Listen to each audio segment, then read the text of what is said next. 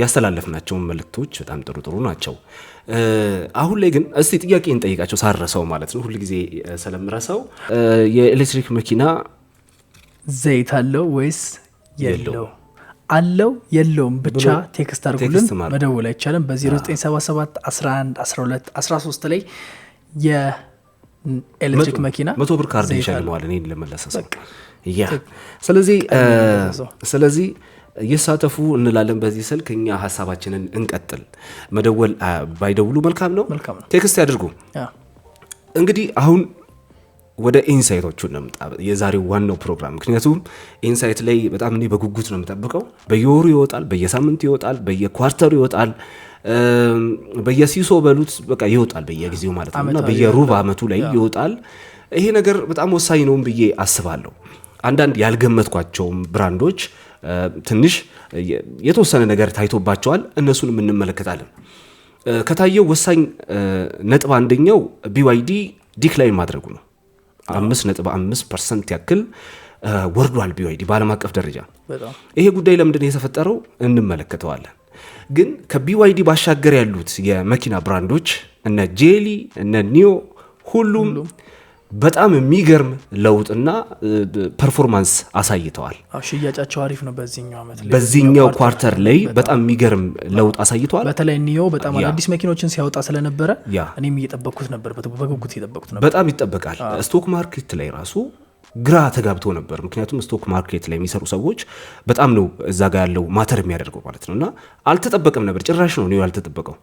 ከዛ በኋላ ኒዮ በጣም የሚገራርም ደረጃ ላይ ደርሷል ማለት ነውና BYD ላይ ትንሽ ብዙዎች አሁን እየተነጋገሩበት ይገኛሉ፣ ዓለም አቀፍ ሚዲያዎች ጭምር ማለት ነው። ከዚህ በፊት አስታውሰ ከሆነ እኛም የተወሰነ ነጥብ አንስተን ነበረ BYD ላይ። ምክንያቱም ብዙ ሰው BYD ላይ ትኩረቱን እያደረገ ሌላ አማራጭ ለምንድን ነው ማይታየው ብለን እኛ የተወሰኑ ኢንፎርሜሽን ሰጥተን ነበርና በዛ ኢንፎርሜሽን ላይ የተወሰነ ቀነሳዎች ሊኖሩ እንደሚችሉ ፕሮዳክሽን እየቀነሰ እንደሆነ በየወሩ ያለውን ፕሮዳክሽንና ሴል አነጻጽር ያሳይቼ ነበረ። ያ ነገር አሁን ላይ የተገለጠ ይመስላል። 5.5% ማለት ቀላል የሚባል ነገር አለ። የሚገርም ነው። ሊዩንፊ ያደረገው ነገር ደግሞ እኔን በጣም አስገርሞኛል። ሊዩንፊ ማለት ዋና ስራ አስኪያጁ ነው።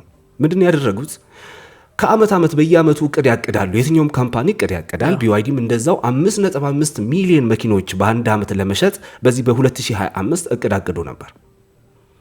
ባለፈው ሊዩንፊ ዋና ስራ አስኪያጁ መጥቶ ምን ይላል? አቅደን የነበረውን የ5.5 ሚሊዮን መኪና ቀንሰነዋል፣ ወደ 4.6 ሚሊዮን አድርገናል፣ አሻሽለናል የሚል ነገር አነሳ።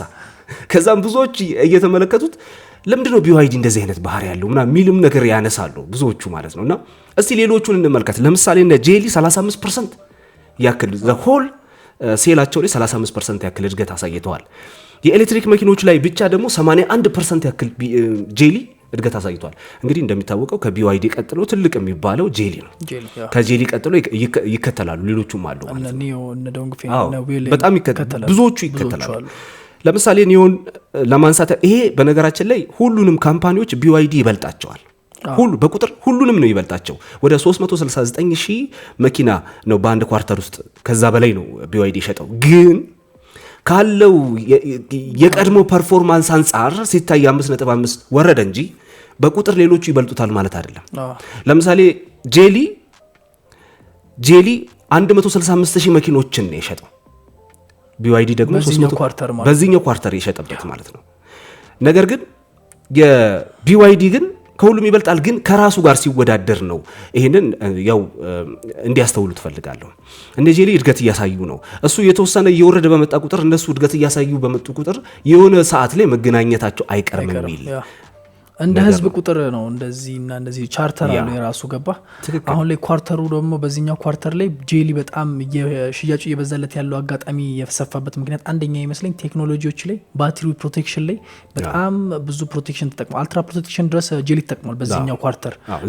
ዚክር ደግሞ በጣም ብራንዱን ከፍ ካደረጉት መኪኖች አንዱ ነው። ምክንያቱም የጄሊ አንድ ሰብ ብራንድ ነው። ጄሊ ዚክር የሚባለው የቅንጦት ብራንድ ነው። በጣም የሚያምር ነው እና ብዙዎች ይወዱታል። ስሙንም ከፍ አድርጎታል። እኛ ሀገር ላይ ምኮን ለቪአይፒ ታክሲ የተጠቀሙት ነው ዚክርን ካየከው። በጣም የሚገርም መኪና ነው። ባይዘው እኛ ሀገር ላይ የሚገርመው ቻይና ላይ ገና መኪናው ከመመረቱ በአንድ ወር ጭምር መግባት ጀምሮ ነው። ምንም ቤታችን በለው። ለዚህ እኮ ነው እኛ እዚህ ጋር ትንታኔያችን ቻይና ላይ የሚያተኩረው ለዛ ነው። ምክንያቱም ኦልሬዲ በቃ ሊንክ ነው ሁለቱ ነገሮች። በጣም ዚክር ደግሞ አልትራ ፕሮቴክሽን ተጠቅመዋል። ሞር አሁን ድንጋይ ከስር ከመታው ምናምን የሚባሉ ይሄ ፕሮቴክሽን ጉለቶች የለበትም። ሰው ሽያጮችም እንደዛው በፕሮቴክሽን ደረጃ አሁን ላይ ኤሌክትሪክ መኪና ዋናው ስጋቱ ባትሪ ነው። ገባ ሰው ባትሪያችን ከስር ከተመታብን የሚል ነገር ነው። እንዴት ኤሌክትሪክ መኪና ስንደራሱ የሆነ ብሬከር ምናምን ስታይ ይመታብኛል አይመታብኝም ነው። በጣም ሰቀቀኑ ከባድ ነው። ትክክል። ጄሊም ደግሞ በዚህ ላይ በደንብ እየሰሩ ነው። አስበው እንግዲህ 81% እድገት እነ BYD ደግሞ የተወሰነ 5.5 ዝቅ ከፍ እያሉ ነው። ሌሎቹም እነ ኒዮን ብትል 64% ነው። ቀላል የሚባል አይደለም። ሊ አውቶ ወደ 37% አካባቢ። ቻንጋን በሚገርም ሁኔታ 87% ነው ያደገው። የዛሬ 15 ቀን ታስታውሳለህ? ቻንጋን የሚናቅ ብራንድ አይደለም። እንደውም አንድ ፕሮግራም ላይ ሰራ ነው።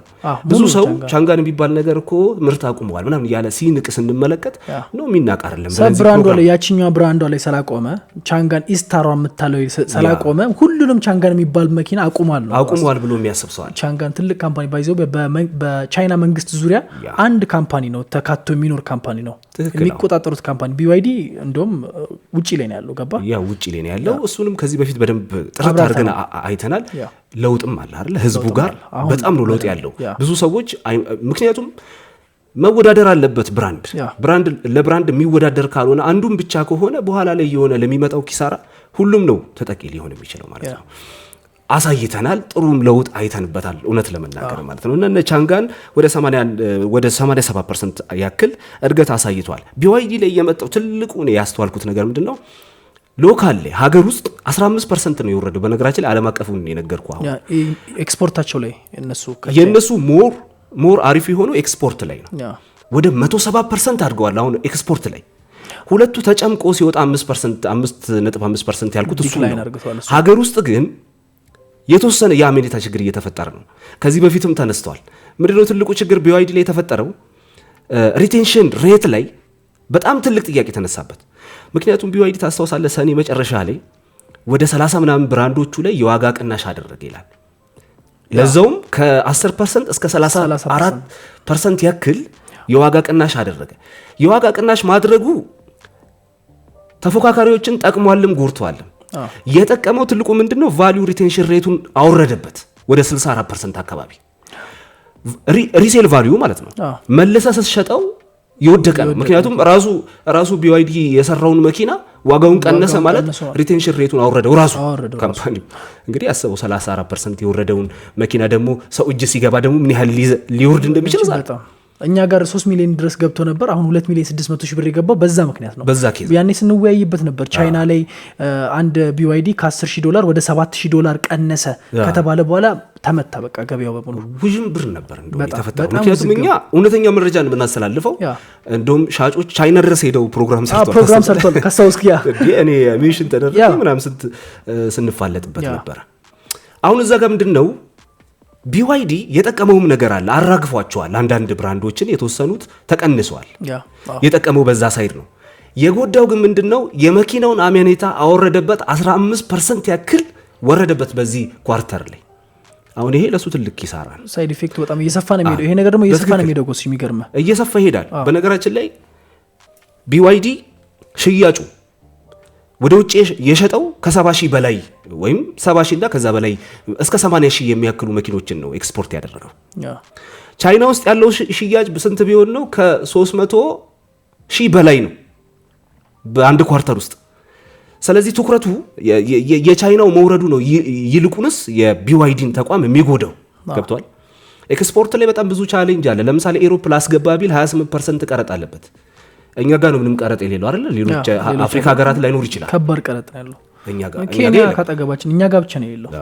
እኛ ጋር የለም፣ ግን ሌሎቹ ጋር ከባድ ቀረጥ ስላለ ቻሌንጁ ከባድ ነው። እንደውም ምን ይላል እኔ ሳነብ ያገኘሁት ምንድነው ጃፓን ላይ 5,000 መኪና ነው የሸጠው ከ2004 ጀምሮ እስካሁን ድረስ ሳለው እንግዲህ እንደውም ለዛውም በጣም ብዙ እንክብካቤ እያደረገ ሱዙኪ ኤቭሪ ታውቃለህ ጃፓን ላይ በጣም ምርጥ ነው። እሷን የምትመስል መኪና ሁሉ ሰርቷል ሰውን ለመሳብ።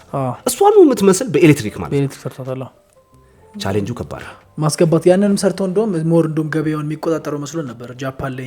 እንደውም እኔ ሪቪው ስሰራበት አይተህ ከሆነ እሷ ተሽከርካሪ ከጃፓን ይልቅ ኢትዮጵያ ውስጥ ነው እንደውም ፌመስ የምትሆነው ሱዙኪ ኤቭሪ እዚህ እንዳለሽ ማለት ነው። ኦኬ ስለዚህ ይሄ ነው